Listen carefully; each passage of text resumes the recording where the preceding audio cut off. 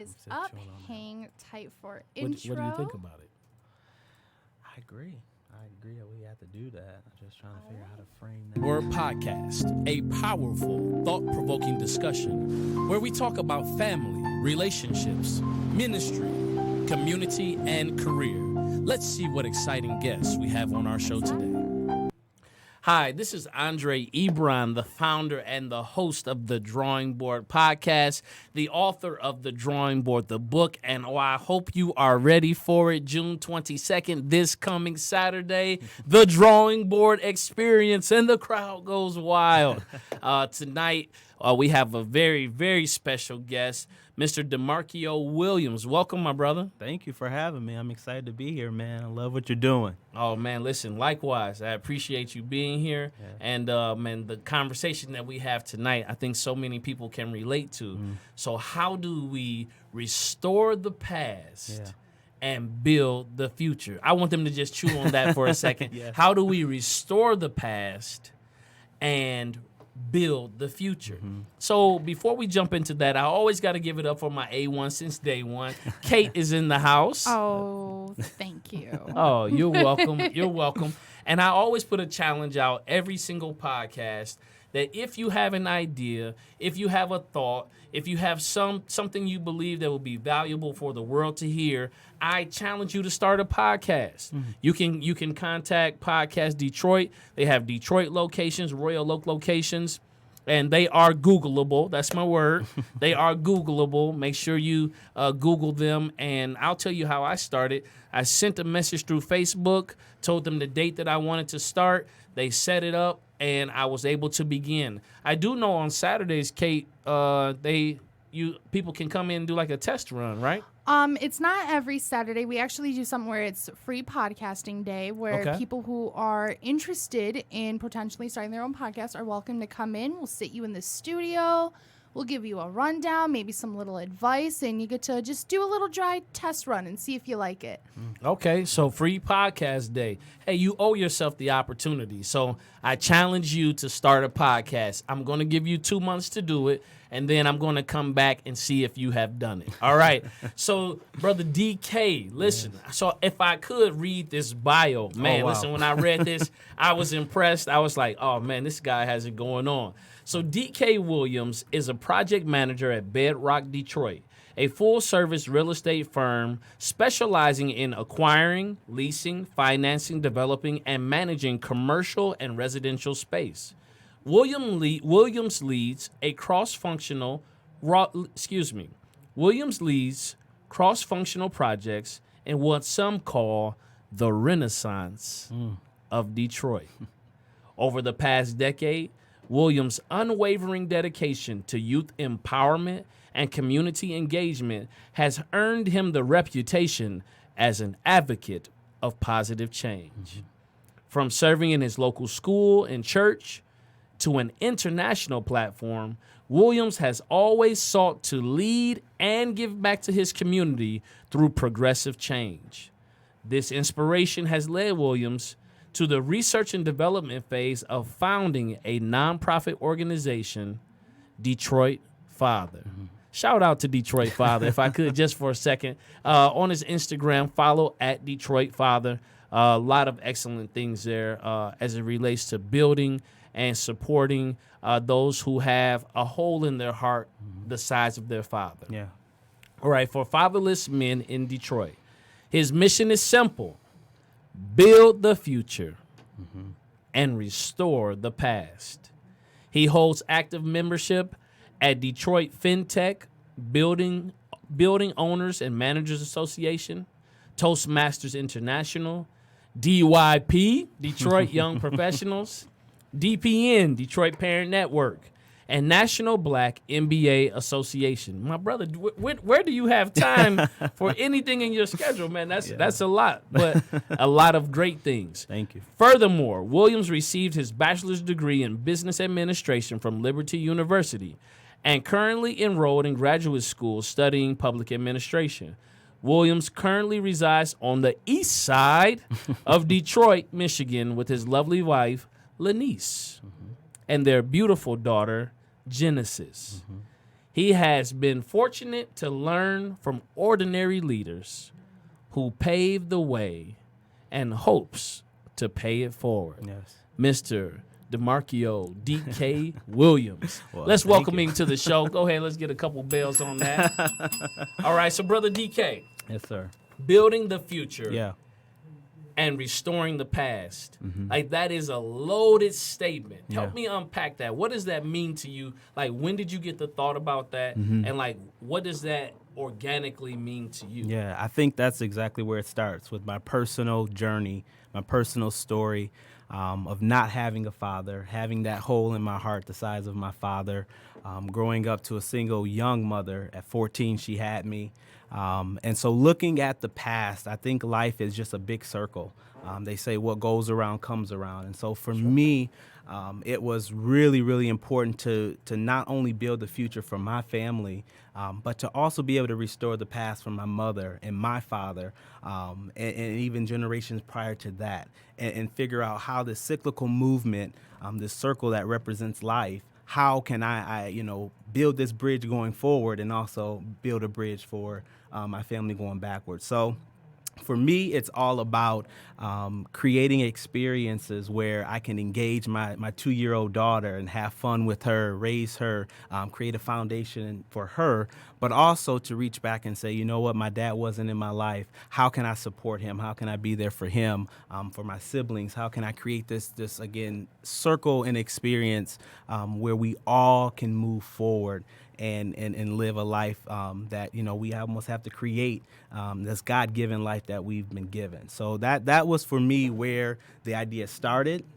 And Detroit Father was just, again, this idea of how can we create this platform for young men of color in particular who don't have positive male role models in their lives. How can we get out there, create this platform to really change the narrative that the media is putting on us and again, restore the past hurts, the past pains, and also be able to build a positive and fruitful future. So that's where the idea really comes from. I think that's excellent. If I can just go back a little bit in what you were saying, what it said to me was that you were dedicated to healing the past, not by remaining there, but by moving forward and using it as fuel. So your forward movement and your action was able to bring healing to your past. That's it. And if somebody in your family, if they were able to see you make it, that your success created opportunities for them to also heal. That's so true, and that's what it was, and that's why, again, for me, it's a big circle. Right. It's this continuation of, each one helps one, we give back, and we never reach this pinnacle of success. It's always how can I help the next person keep this circle going forward.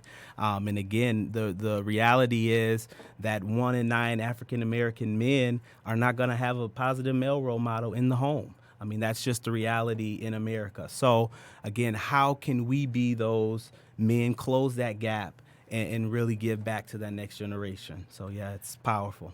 Absolutely. I think it is in some ways an audacious, in other ways a daunting task. With the statistics saying that 85% of the homes across Metro Detroit are fatherless homes. And we've just celebrated Father's Day. And that means a lot. I saw a post that says, what do young men who don't have active fathers in their life, what do they do on Father's Day? And so, and sometimes, we go from deficit models to other people on the other spectrum, or the other polarity is then they go total asset framing, when the reality is it's like an amalgamation of the two of them, right? Definitely. So there's a stark reality that 85% of the homes are fatherless at this point. 15% of the homes do have fathers in the home. Now, whether the example is healthy or not, we begin to examine that. But the reality is it is a meshing of the two. Definitely. And realizing, here's what I didn't post it because I said this might, because I don't have a chance to unpack it in a post. Right. I didn't want to put it out there. I was going to say to every single mother, only because my mother's proof positive of this. And I've seen so many other successful single mothers. What they were more dedicated to doing, they were not trying to be mother and father. But what they were determined to do was build a community of strong men around their son, even when his father made a choice or whatever it was to not be involved in his life. So sometimes we don't properly shoulder the burden because we are trying to prove to others that we can do it. Watch this. By ourselves. So, man, as we talk about, and when you talk about restoring the past, like, what is it about the past that's beautiful that like needs to be restored in your estimation? Yeah, in my estimation is that we can't neglect the need for a father. I think for me, faith drives me, and so I have to give biblical reference, but can we shout out to Detroit Church one time? Yes. Shout out Detroit Church, Pastor Sonny. We love y'all, man. He was just here a couple of weeks ago. He was just here. So Pastor Sonny and the Smith family, we love y'all, man. Yeah, and he brought a really, really good message on Sunday when he was actually talking about this very thing in the scripture where it says in Malachi where he'll turn the father's hearts to the sons and the sons' hearts back to the father. And I think for me, restoring the past is still beautiful. The past is still valuable. It is just all in the frame of how we look at it. And so for me, I could complain. I could be upset with my father that he wasn't there.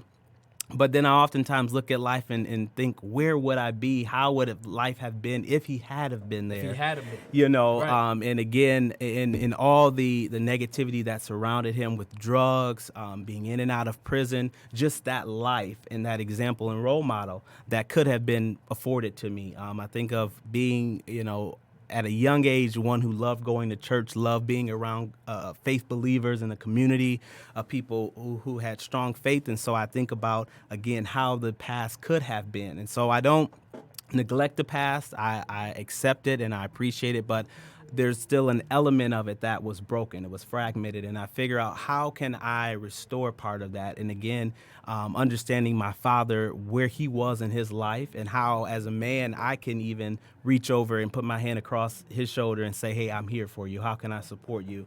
And that's just been my journey, and I think that's what restoring the past looks like. Not forgetting about it, not acting as if it doesn't exist, but saying, you know what, that was real. That pain was real. Not having him really hurt at times, but even in those valleys, finding the mountains and being able to appreciate the past and again say, hey, I'm here if you need me. I think that's how we appreciate the past and really can use it to restore it. Absolutely. I think there's a lot of wealth in that pain if you take the time to do some self-examination. Definitely. And it hurts to examine. It hurts to reflect. Yes. It is one of those things where people will get busy enough to not reflect, to not self-examine. I want to say that it was Aristotle, or it might have been Plato, that says the unexamined life is not worth living. Wow. Right? And so what you fail to examine or to confront, it manifests itself in other ways.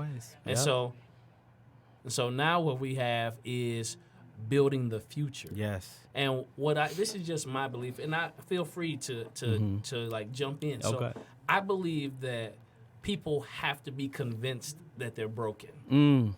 Like somebody has to tell you that you're broken. Wow. When they look at your circumstances or situation, and although it might be painful, it takes someone speaking to you and convincing you that your situation, whether it was an absent father, whether it was an absent parent, or whatever has occurred in your life, they have to convince you that you are broken. Right? So there's this narrative that starts circling that says that if you don't have this, if you don't have this, if you don't have this, these statistics says that you're broken. Yeah. And so if you convince somebody long enough that they're broken, and I hear my faith community chiming in right now, yes, God will use broken vessels and all those things. What I'm talking about is a mindset that says that because something didn't happen, it starts to put you in a disparaging view of yourself. That's what I'm saying. Okay. Relax, calm down, put your church fan down. It's okay. Breathe easy, right? Yes, because we all must come to him broken. He's nigh unto them a broken heart and contrite spirit. Got it, right? Yes. So here's what I'm saying, though, is that I think that somebody, like when you come into this world, like you come in innocent, right? And somebody has to convince you that, A, you're not great. Somebody has to convince you that, all of these different things. But then on the flip side, that opportunity exists, and it's total, like, innocence is beautiful. Naivety sometimes is beautiful. Sometimes ignorance is bliss. However, here's the thing, though, is that from that point, there's nothing like hindering your view of what the future could be. So talk to me about that vision cast for me just for a second. So if I tell you 85% of the homes currently have no fathers, Detroit Fathers is coming to bring healing to, those who had fatherless homes. Like, just share with me, man, what do you see in healing our communities? Yeah, for me, the biggest thing is meeting people where they are. I think one of the things that I learned in church, which was not the best, is that we waited for people to come to us for the healing. We wait for people, we open the doors of the church and we say, come on in, we've got a message of hope. We've got this for you. But when we look at biblical, it was almost the exact opposite, where he went out. And so this motto of, even at Detroit Church, we have up, in, and out. How do we go up vertically with God? How do we go out into the community and then go into deeper relationship with people? And I think that's the biggest thing for me, is just building relationships with people right where they are and then finding those commonalities. I think we'll find that we have a lot more in common with each other than that is different. So for me, it's not looking at my status as a project manager or a father, as a husband. It's just looking at it as a human, and the hurt that I've experienced and the pain that I know is real, and being able to have a conversation about that, being real and open about it, and just meeting people where they are. And so with Detroit Father, we don't have a physical location. It's all more so for me a movement. Okay. And it's, again, meeting people where they are, whether it's going into schools, whether it's partnering with other corporations that are already doing this work, or nonprofits that are in this space.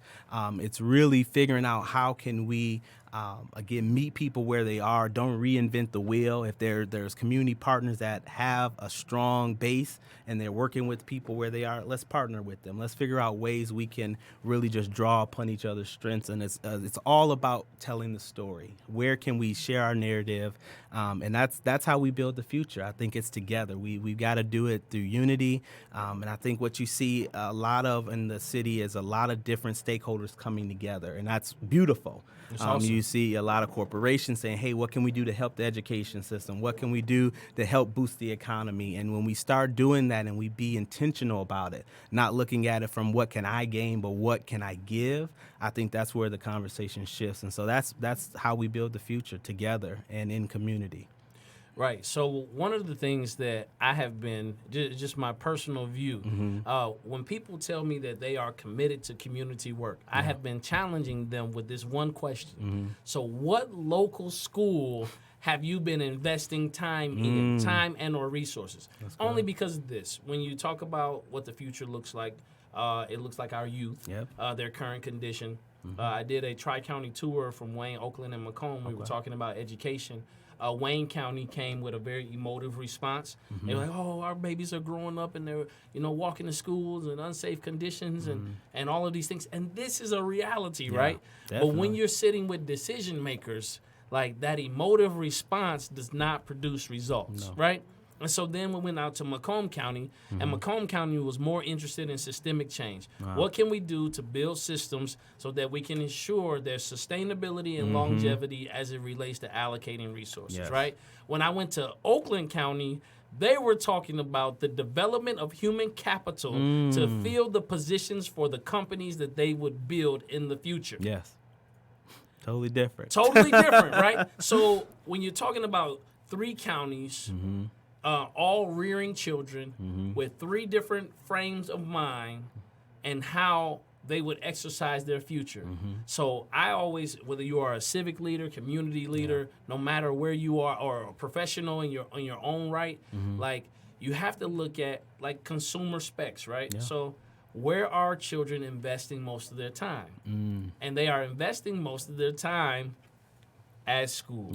So if any environment should be conducive for doing one of those 3 things, making sure the social and emotional development is on point, making sure that there is a system that would allow for longevity and sustainability, or developing human capital to fill those positions, those resources should be allocated directly to the schools. That was just I my agree. little soapbox. Okay, No, I that's stood on good. it. That's Yeah. good. I mean, and you see that in the 3 different counties. You see the difference that having just that frame of mindset, the difference it can make. Yes, sir. So talk to me about being a husband and a father. Like you just celebrated your 5th year, right? Yes, definitely. 5 years in the game. Welcome, Yeah. sir. I'll Thank tell you like my mentor said, oh, you just going to breakfast. Yeah, just getting started, Yeah, right? just going to man. breakfast. No, but congratulations. Thank you, sir. Black love is beautiful. Yes, it All is. love is beautiful. Yes. And I'm just excited to see the restoration and you being part of that change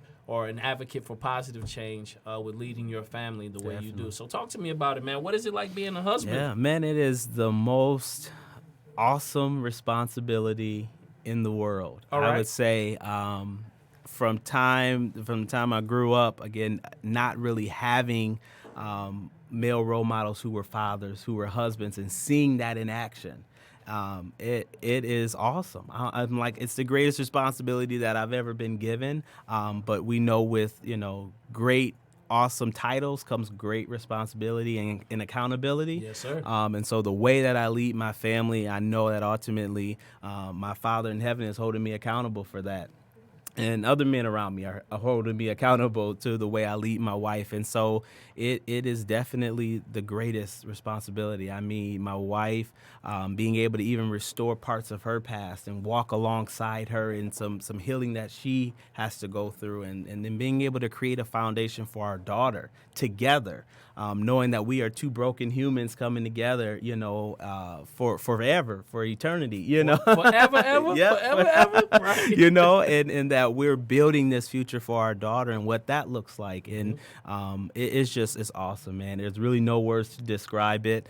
You mentioned Father's Day. It was a beautiful day. Again, not having my father, it was a mixed motion day. I had some ups, some downs, but overall it was a beautiful day. Got to spend it with them. And that's always what I'm looking forward to, spending time with them and just, again, creating that model. I think the biggest thing of building the future is having a model, having a framework for what that looks like. I believe that we can't be what we don't see. Okay. And we can ultimately do it, but it's going to be a lot harder. The journey, you need to surround yourself by models. And I think for me, that's the biggest thing. I can't go out saying, let's build the future, and I'm not modeling what the future should look like or what we want to frame the future to look like. So for me, it's always in that context. How am I leading my wife? How am I building this future for my daughter and doing it well, and then modeling that for the world. So I'm always trying to post pictures. If I'm using, social media or I'm telling that story, I'm always trying to figure out how to craft that narrative in the way that we're not going to see on the news or we're not going to see in media. And so, again, modeling what we want the future to look like is very important. So it's awesome, man. Yeah, man, listen, I like to say the most humbling experience that any man can have is becoming a father to a daughter. Yes. Daughters can tell you what to do. They run the show. I mean, it is a very true fact. If nobody else can get you to move, your daughter can get you to move. My daughter's 13, so wow. Yeah, I know about it. And sitting here conversing with you, it is. I see such a stark parallel between what you do professionally and then what your heart's desire is to do. Yes. So when you talk about like managing commercial and residential spaces, right? Yeah. This is where transactions happen. This is where business occurs. This is where people live and dwell. Yeah. This is, for me, the one word that popped, like I just saw it, like, was the word conversation. Yeah. And so biblically, the word conversation is translated what? Lifestyle. And so when I look at you being able to acquire, to lease, to finance, to develop, essentially that word develop, places where these conversations or these lifestyles begin to intersect. Yes. Like that for me is the essence of community. One of the things that I love to do, and I encourage other people, because you're already doing it, but just slow down for a second. Yeah. Like when you walk the downtown streets, from the wealthiest person to the vagrant, like they walk those same streets. Same streets. From the person who has, assets galore to the person who has nothing but liabilities and debts. Like they walk those same streets. That's real. And you walk past them every day. And what's funny is the person who may be dressed to the nine may have a lot more liabilities than the man who's not dressed well at all.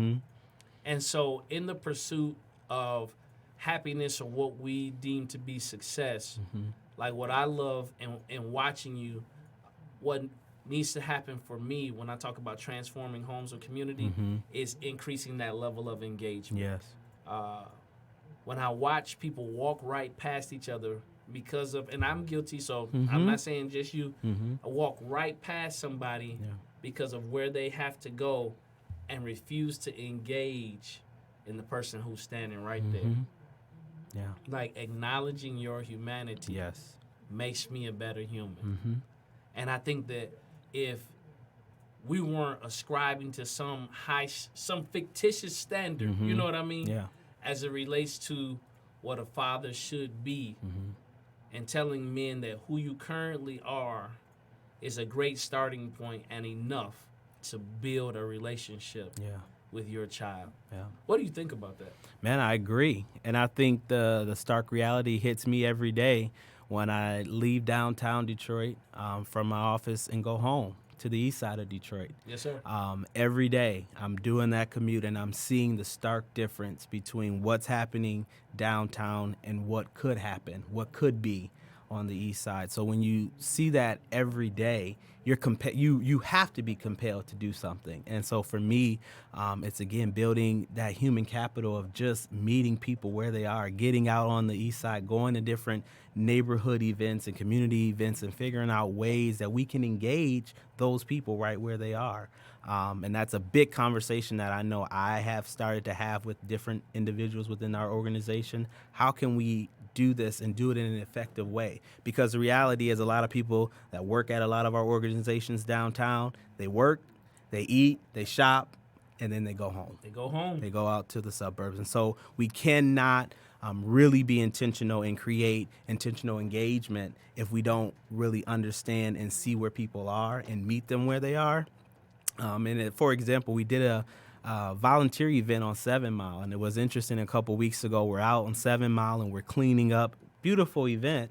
But as the businesses started open, because we were out there early, like 8 a.m., but as the businesses started to open and people started to come down the street, you could feel this tension that they almost are wondering, what are you doing here? And the reality was we were there doing a community cleanup. We wanted to do some really nice things to beautify the community for some upcoming events that are coming. But we really wanted to clean up the city, but we had not met the community. In my opinion, I hadn't. I'll take it personally. I hadn't met some of these community stakeholders and people in the community where they were before this cleanup.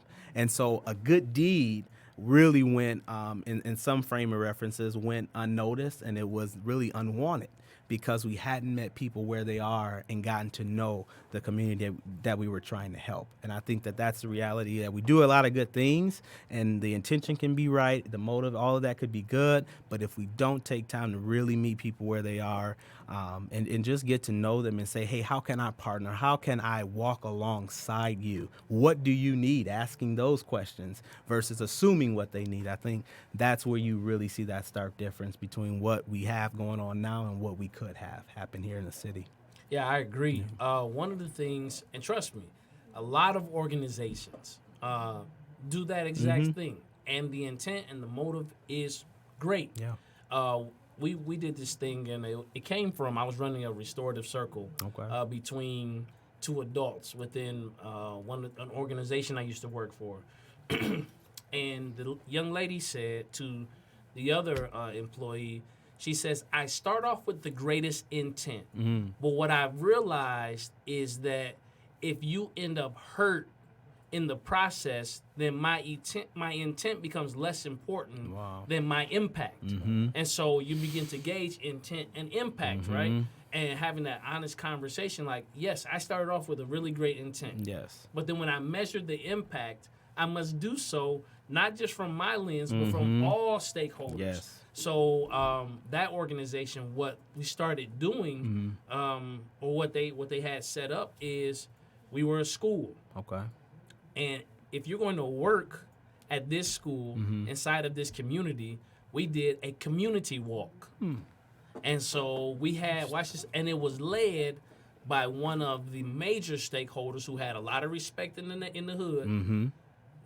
He led the walk. There you have it. And so we walked and we shopped at the stores, that gas station or the liquor store, where that kid goes in the morning and gets the hot Cheetos or the Mystic or whatever it is, you know. Yeah. And if you aren't comfortable enough to take that walk, maybe you need to reconsider, because there's going to be some implicit bias in the way you interact with the people who come from that community. That's true. If you are afraid to walk the same streets that they have to walk to get to school, right? So to all of the educators, the professionals, and I speak from a school standpoint, if your school is in that neighborhood and you haven't went across the street and knocked on the door of the person across the street, then you're not engaged in the community. Wow. And that's the difference between a school being in the community and you being a community school. Yes.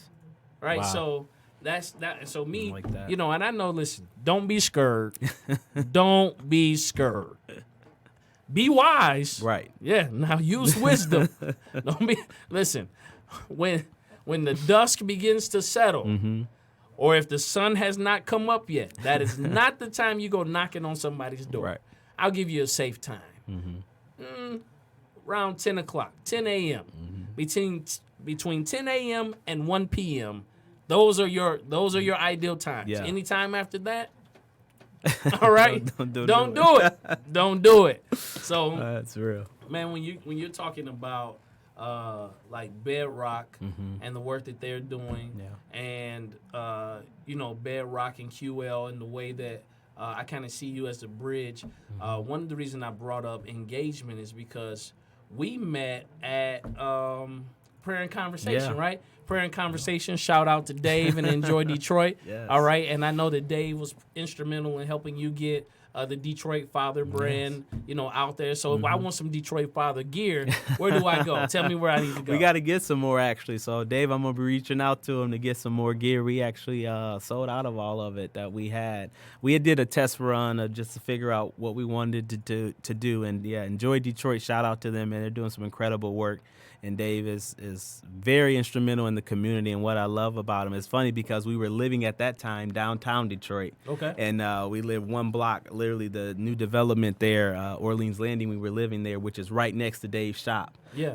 So that's how we got connected. And he was doing a black market event, and I went over, and he had all of these black entrepreneurs selling their products and services. And so just shout out to him for the work that he's doing even in the community. And it's people like Dave that, again, I really try to gravitate towards and really figure out. These are stakeholders, people who are from Detroit.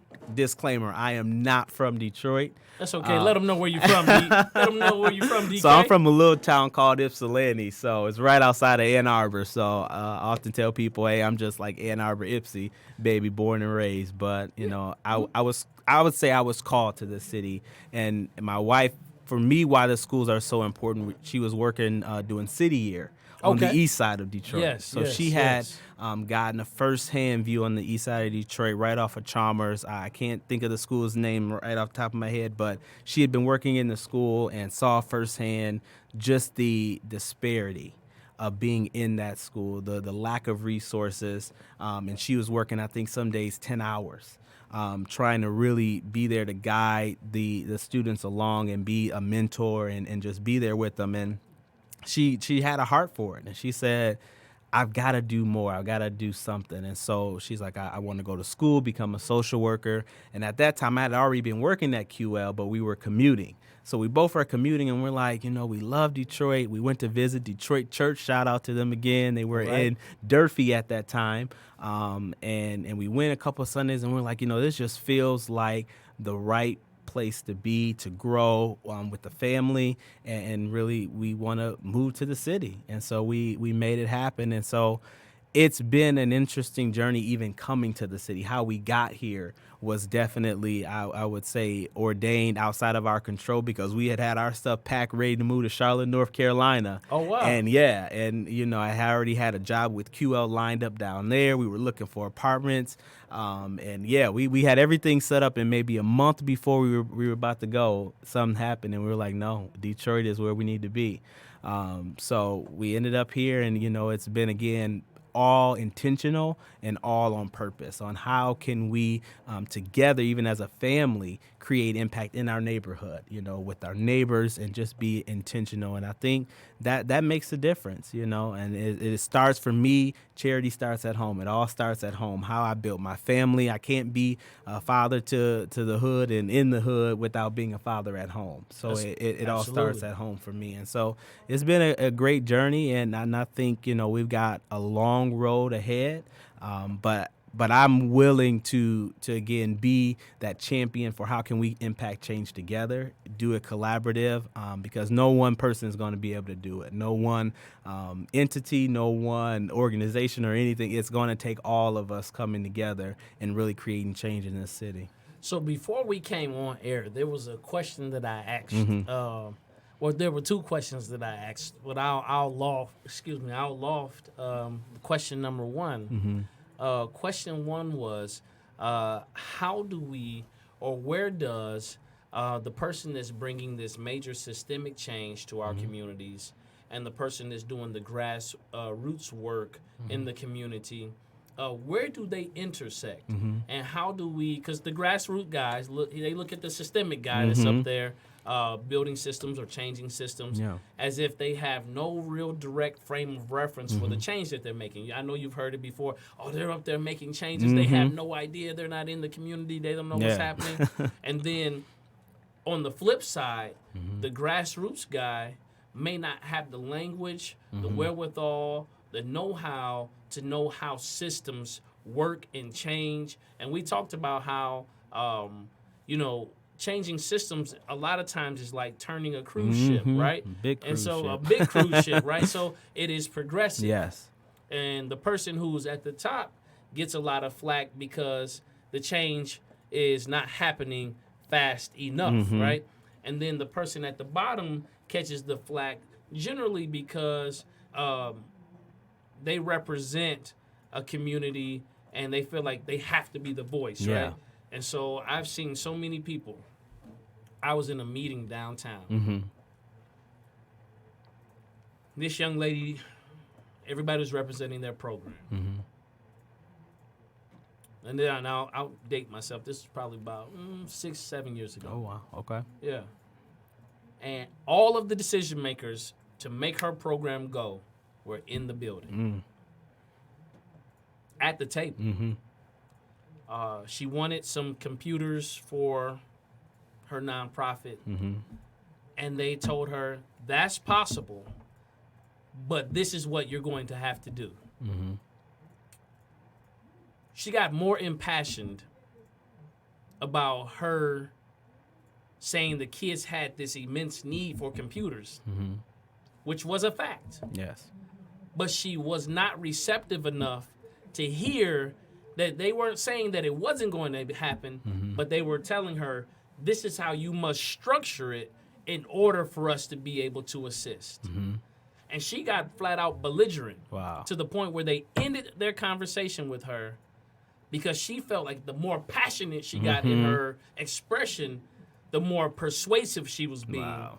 When really what it was looking like, the more passionate and loud she got with her conversation, the more unprepared to be at that table she was willing to be. Wow. Yeah. So back to the question, where does the systemic guy or lady and the grassroots person, the systemic person and the grassroots person, where do they intersect? For me, it's in community. So one of the greatest blessings, I would say, coming to Detroit and being a part of a church plant such as Detroit Church was we got to go into what we call life groups. Okay. And so they're small life groups with maybe 10 to 20 individuals or families, because sometimes you have families represented. And we would gather in a home once a week. We would have a meal. And then after that, we would go into maybe a study or have a deep conversation about a topic, or we would just chill out, just play some games or watch some TV. But we grew in community. And for my wife and I, that was really big when we first came here, because we didn't have any direct family that we were moving into the neighborhood with that we could go have these type of conversations and meals with, unless we were going back to Ipsy or Ann Arbor. So that, for me, building intentional community, in my life group alone, we had CEOs of large organizations. I mean, Fords and GMs. And then you had your grassroots. You had people that were in the community just going to play basketball with their next door neighbor, being intentional about how they built relationships with their block clubs and people in their hood. And so having those kind of groups and being intentional about growing and walking with each other, raising your families together, I think that's where we can really create change. It's not gonna, even though we can impact the system, that systems person can go to the corporation, have the funds, have the wherewithal, the connections to drive systematic change. Until you get to that grassroots level and understand the root of the problem and really be in the community, be, if you will, engaged in it and reverend, like that young man or the gentleman that walked with you all, that is respected in the community. Until you have that buy-in from the community, you're not going to move real far. You can throw all the money you want, and we've seen that with organizations where they've brought these companies in, they've created all these jobs, but you still don't see the community move forward in the way that the system wants it to move. Mm-hmm. But you look at a lot of these communities in Detroit and figure, how did these communities last through the riots of 67 and all of these other issues that happened in the city? How did certain block clubs survive all of this? And it had to be through the community, being intentional, being where the people are. And I think for me, that's been the way that I go about trying to create systematic change, is being at the grassroots level, meeting people where they are, and then creating partnerships, finding where the funds are, finding how we can get these resources to the people that need them most.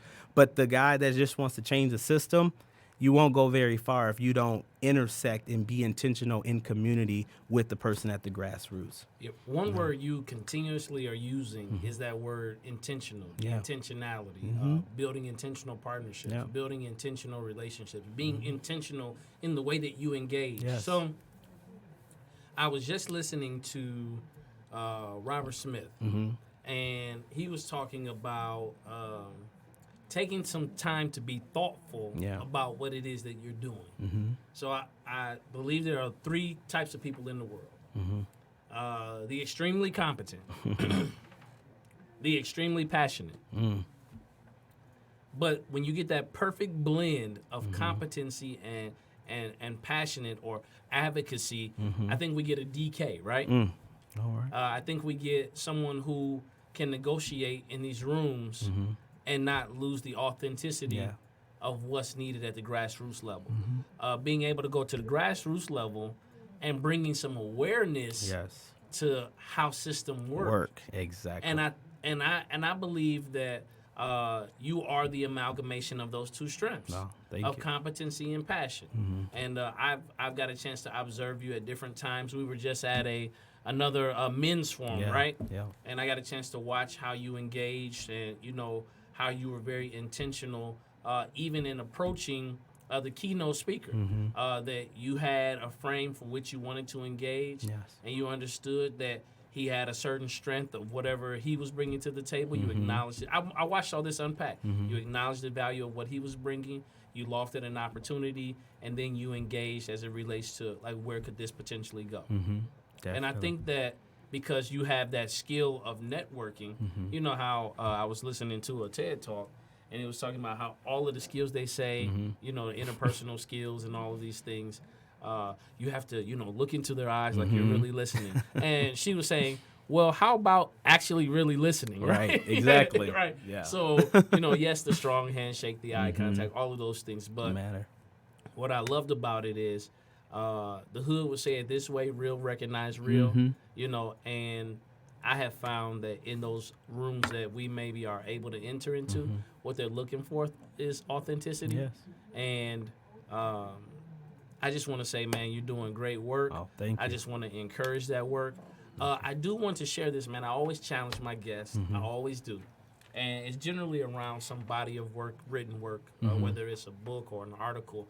I would love to hear you talk about, and it hasn't fully come to me as it relates to, I'm going back and forth toggling two subjects. Okay. So it's either life beyond the data, the Detroit Renaissance. Okay.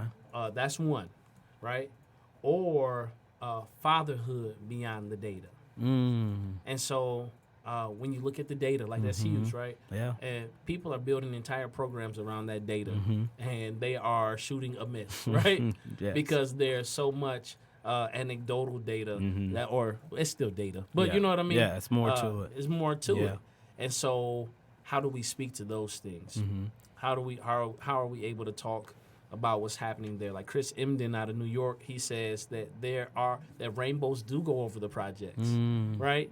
Yeah. And asset framing with Be Me and all those different things and what DYP is doing. Yeah. Like, how do we now begin to go beyond like this monolithic view of just building strong black communities, but how are we able at a younger age to incorporate like real diversity, because to be effective or to be a game changer or to be a global citizen, like how do we bring that wherewithal to our children at an early age so they're not just being and growing up to be strong black women or strong black men, but they are actually global citizens that can speak the language that's going to really move the world. Yeah.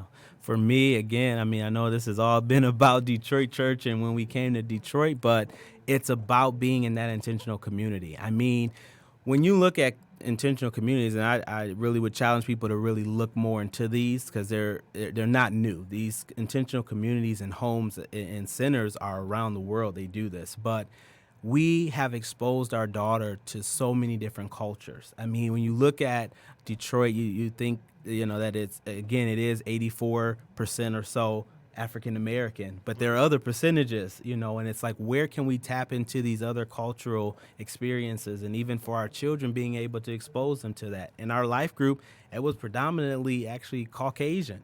But again, her growing up and seeing other races and other people that don't look like her, but can still find human, elements that she's just like me, Dad, and being able to expose them to that. I don't think it makes us less than. And I think sometimes that's our frame of mind, that we have to submit or we have to give up our identity for these other diverse things to happen within our lives. And I don't think that is true.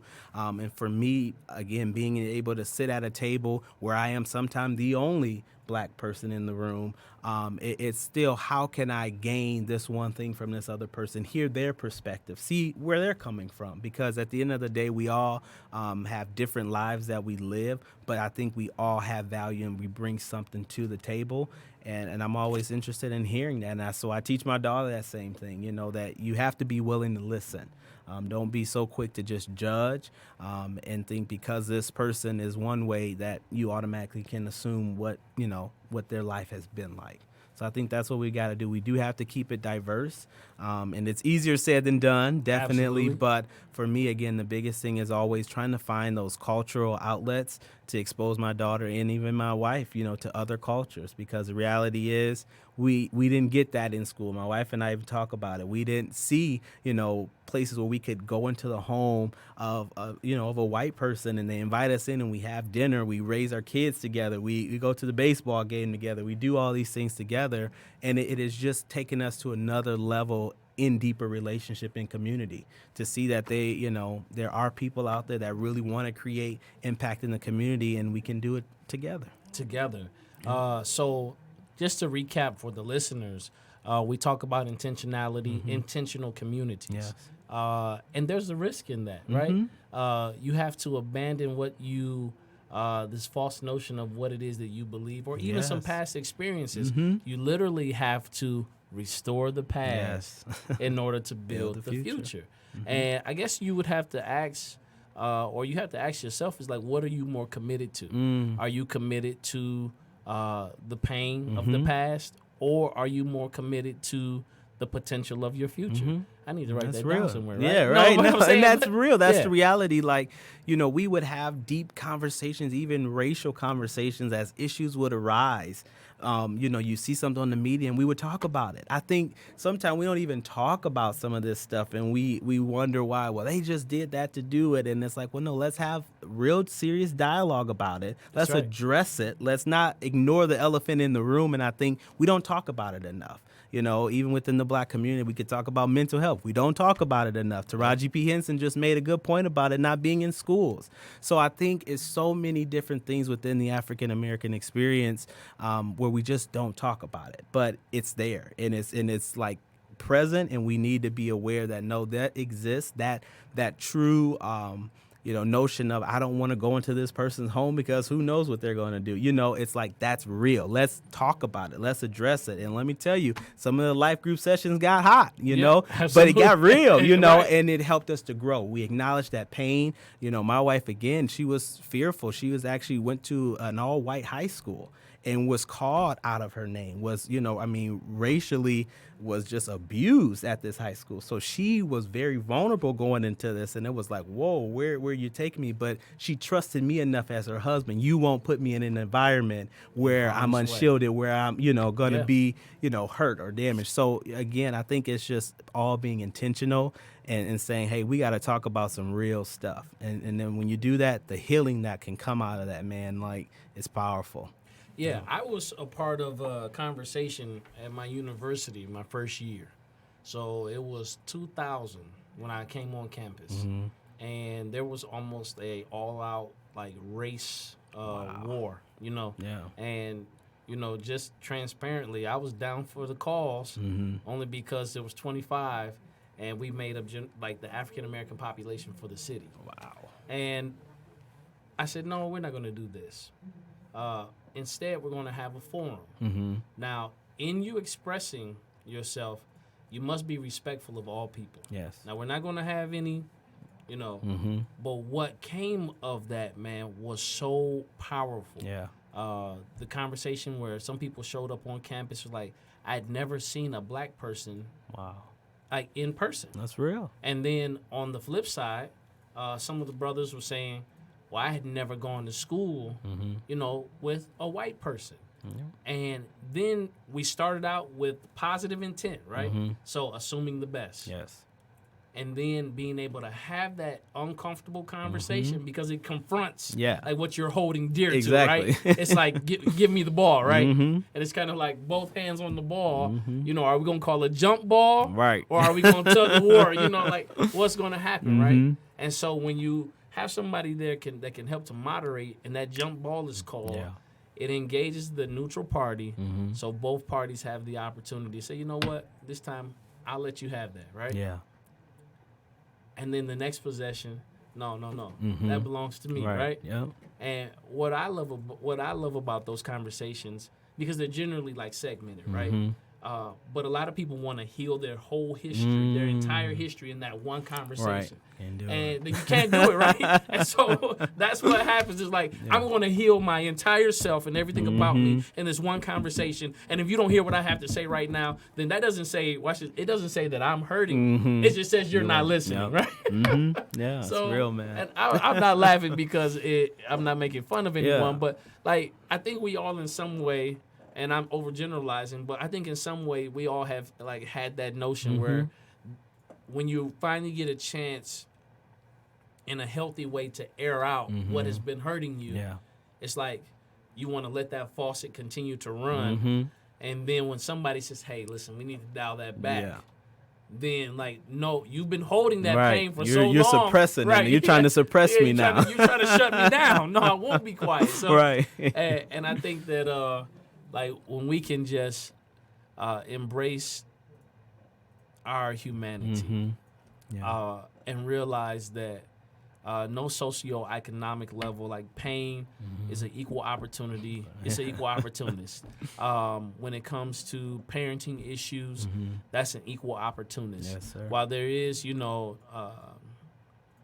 a glaring difference among communities. Presence doesn't always mean that a better outcome. Wow, that's real. Yeah.